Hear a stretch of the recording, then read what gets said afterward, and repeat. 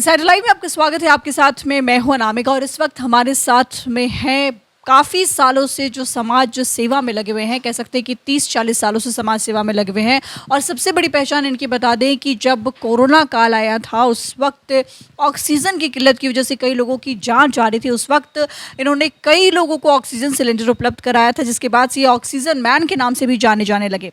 यहाँ तक कि आपको बता दें कि इनको समाज सेवा के लिए कई पुरस्कार से सम्मानित किया गया है और समाज रत्न की उपाधि भी मिली है और पद्मश्री सम्मान हेतु भारत सरकार के द्वारा इनका नाम भी 2021 में भेजा गया है। तो कई तरह की चीज़ें हैं और हमारे साथ में इस वक्त हैं कमल कुमार नोपानी जी। कमल जी, बहुत बहुत स्वागत है आपका इनसाइडर में।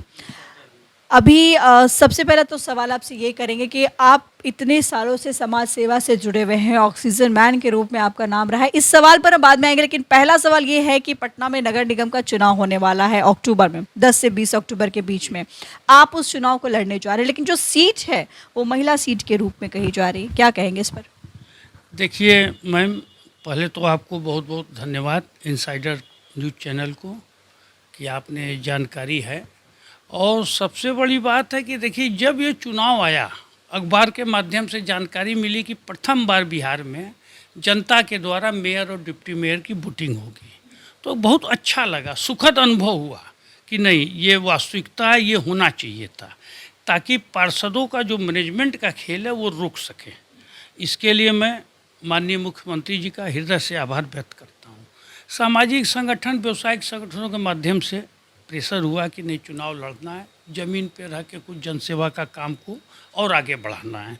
तो मैंने अपना मन बनाया। जहाँ तक अभी आपने क्वेश्चन किया कि महिला सीट, ऐसा कुछ भी नहीं है। ये अखबार के माध्यम से ये सोच है कि ऐसा हो रहा है, ऐसा होना है। लेकिन चुनाव आयोग द्वारा, क्योंकि ये चुनाव कराने का काम आयोग का है, चुनाव आयोग का, उनके द्वारा अभी भी कोई इस तरह की घोषणा नहीं की गई है जिसको कि हम लोग अथेंटिक मान सकें।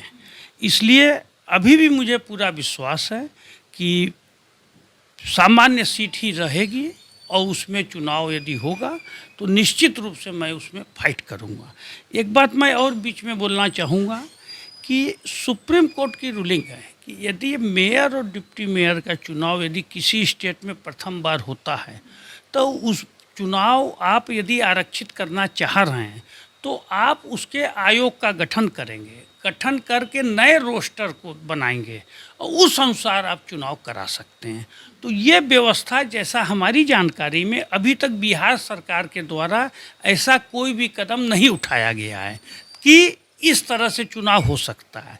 और बाकी सब घोषणाएं हो रही हैं, लेकिन आयोग ने ये स्पष्ट नहीं किया कि नहीं, कौन सीट किसके लिए आरक्षित है या सामान्य हो गया, जबकि सुप्रीम कोर्ट का स्पष्ट मत है कि नहीं, इसको आपको इस तरह से कराना होगा।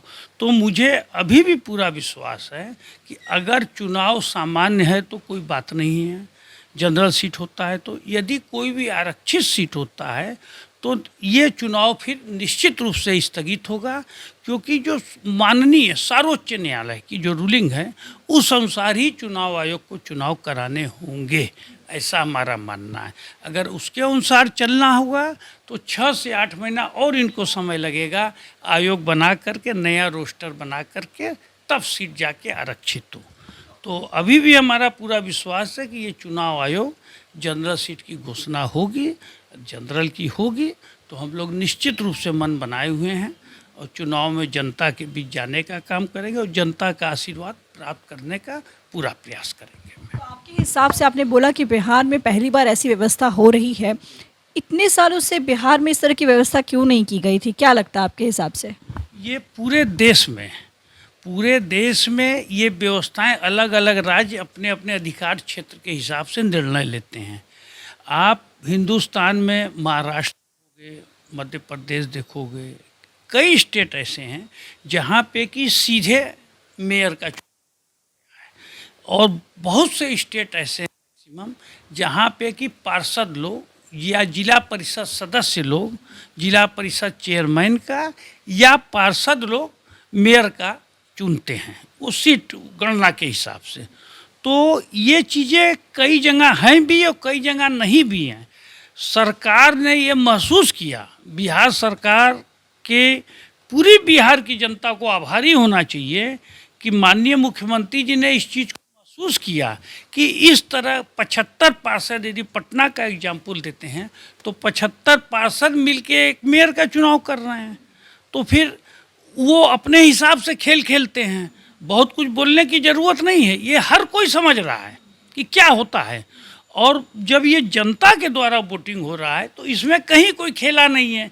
जैसे माननीय विधायक महोदय, माननीय सांसद महोदय का चुनाव होता है, उसी हिसाब से अब की बार मेयर का चुनाव होता है। तो इसमें कहीं कोई ऐसी बात नहीं है कि देश के विभिन्न क्षेत्रों में, विभिन्न राज्यों में कई जगह चुनाव इस तरह भी होते हैं और कई जगह उस माध्यम से भी होते हैं। बिहार में ये जनरल हो रहे हैं चुनाव जनता के वोटिंग के द्वारा, चाहे वो मेयर हो, डिप्टी मेयर हो, जिला परिषद सदस्य हो, जिला परिषद चेयरमैन हो, वाइस चेयरमैन हो, तो बड़ी अच्छी बात है ये। इसका तो इतना स्वागत होना चाहिए, इतना स्वागत होना चाहिए कि मैं आपको बोल नहीं सकता हूँ, क्योंकि सीधे जनता से जुड़ेगा मेयर। जब मेयर जनता से जुड़ेगा तो जनता जवाब मांगेगी मेयर से कि आपने क्या किया और क्या नहीं किया। उस समय मेयर की उत्तरदायित्व, मेयर की जिम्मेवारी अधिक हो जाती है। जब जनता सवाल पूछती है तो निश्चित रूप से अधिक हो जाती है। सीता साहू का भी नाम आ रहा है कि भाजपा की तरफ से वो उम्मीदवार हैं, कुछ उनके लिए क्या कहेंगे?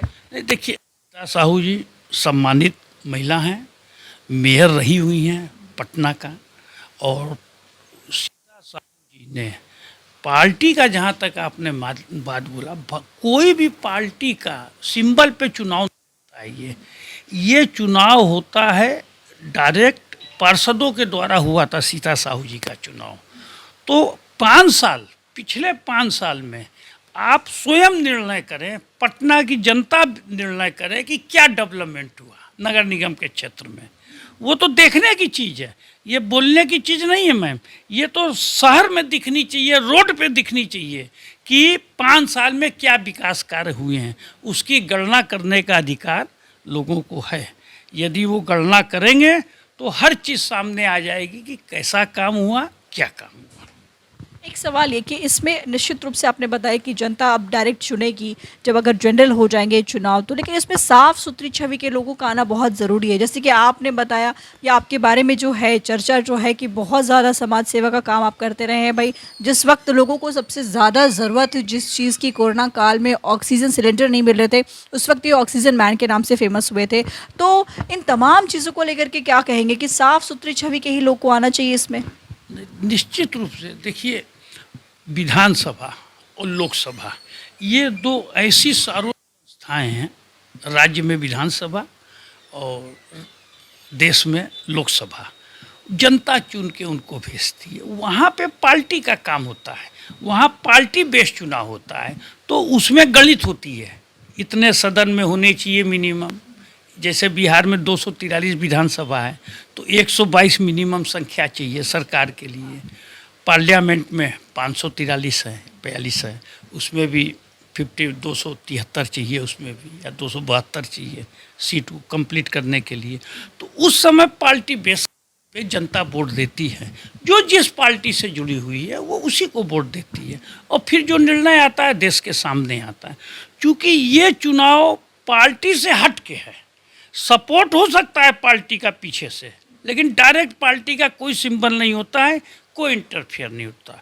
ऐसी स्थिति में हमारा आम जनता से, आम बहन भाइयों से, विशेष करके युवाओं से ये आग्रह है कि छवि देखिए एक कार्यकर्ता को, जो कि बिना किसी स्वार्थ के इतने वर्षों से काम करता है।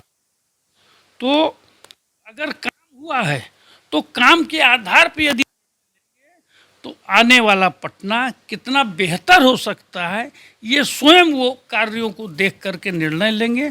और हम अपने आने वाले बच्चों को, आने वाले लोगों को क्या मैसेज देना है, हमको मैसेज देने की ज़रूरत है कि, और काम देख करके मैसेज देने की ज़रूरत है कि यदि एक सही इंसान यदि आता है इस काम में तो पटना के विकास में कितना बड़ा डेवलपमेंट हो सकता है, वो देखने की चीज़ है।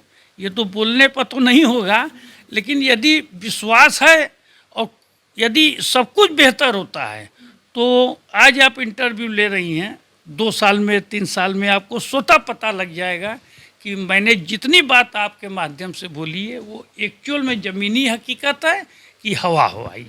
कंवल जी, एक और सवाल आपसे कि अगर आप ये जो चुनाव है वो जीत जाते हैं तो अपनी जो पाटलिपुत्रा की धरती है, जो पटना की धरती है, उसमें क्या कुछ बदलाव आएगा? क्या वापस ये बौद्ध की धरती जो है वो उतनी ही खूबसूरत हो जाएगी?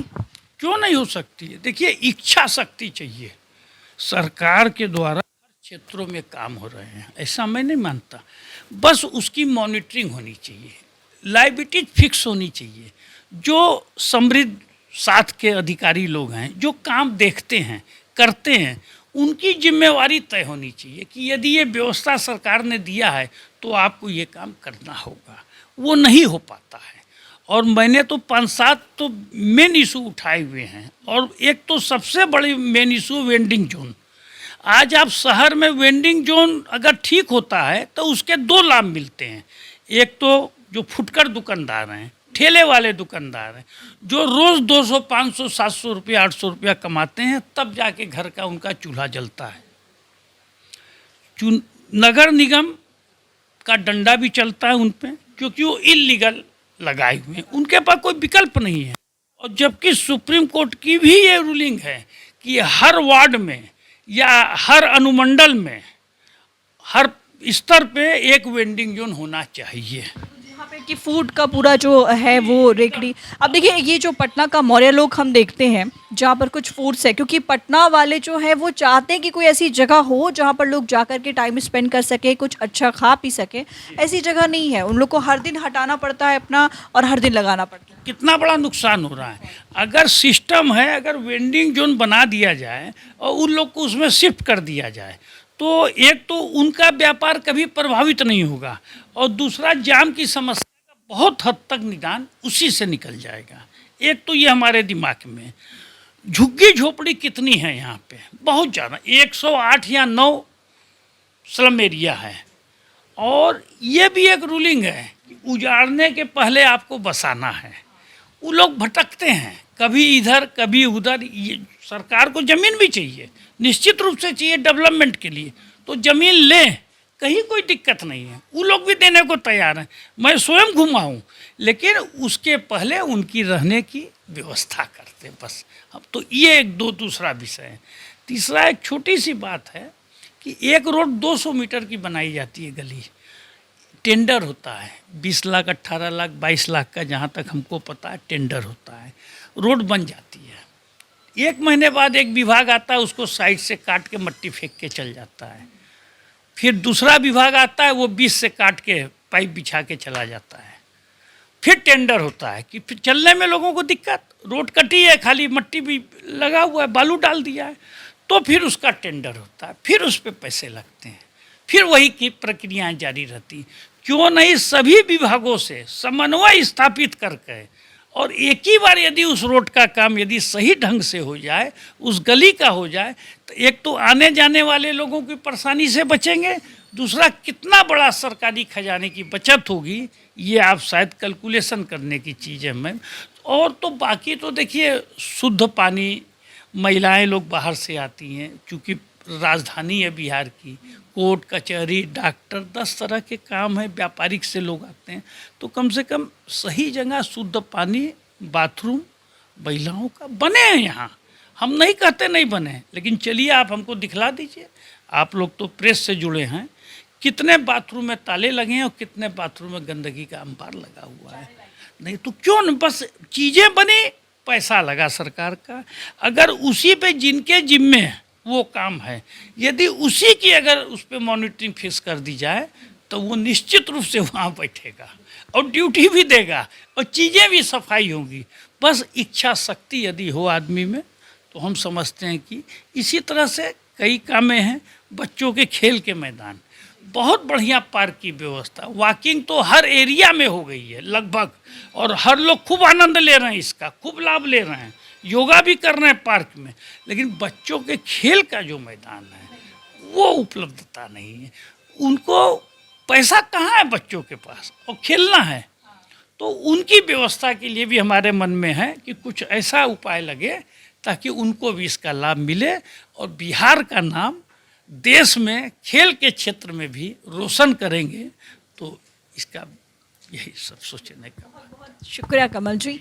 तो देखिए, पटना में पहली बार, बिहार में पहली बार ऐसा होने जा रहा है, जो सिस्टम है वो जनरल हो रहा है, नगर निगम का जो चुनाव है वो जनरल तरीके से हो रहा है। और अगर ऐसा हो गया और कमल जी उसमें चूंकि इस चुनाव को लड़ने जा रहे हैं और अगर जीत जाते हैं, तो अपनी जो बिहार की राजधानी पटना है उसकी छवि पूरी तरीके से बदल सकती है। फिलहाल इतना ही। कैमरामैन राजू के साथ में मैं हूं नामिका।